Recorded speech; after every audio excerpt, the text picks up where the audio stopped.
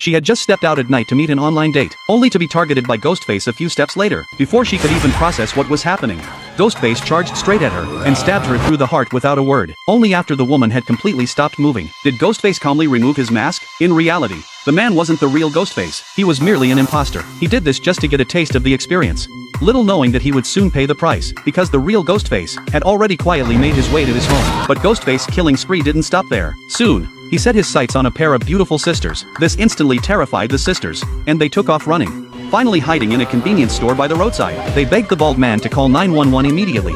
But before he could react, Ghostface had already burst in. The store manager quickly raised his shotgun and told the two girls to escape through the back door, but the back door was locked, and there was no way out. Just as the manager was about to look for the key, Ghostface had already crept up behind him. The girls were instantly terrified and panicked. They never imagined Ghostface could be so ruthless, watching the killer search for them.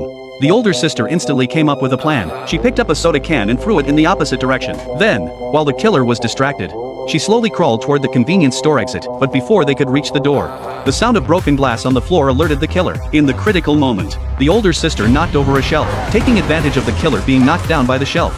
The sisters immediately sprinted toward the exit. Fortunately, the police arrived just in time, and the sisters narrowly escaped with their lives. But when they looked back at the store, they realized Ghostface had already vanished. Little did they know that Ghostface had gone to an old man's house. The old man hadn't sensed any danger yet.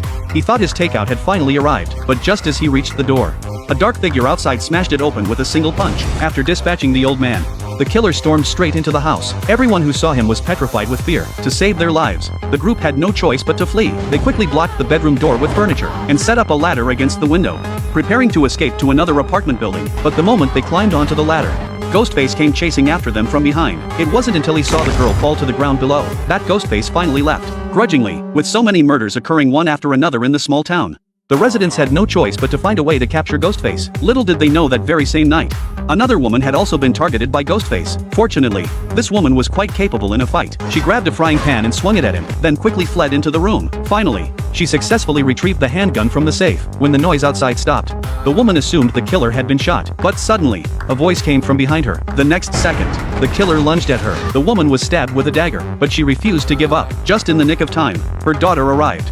And that's what finally scared Ghostface off. Sadly, the mother passed away. Without a moment's hesitation, the three fled the house. But by then, the front door had been securely locked from the inside. Before they could react, the killer lunged at them again. Jack tried to fight the killer to the death, but another killer suddenly arrived. And just like that, Jack stopped breathing. Facing these two crazed killers, the sisters had no choice but to run for their lives. But where could they possibly go?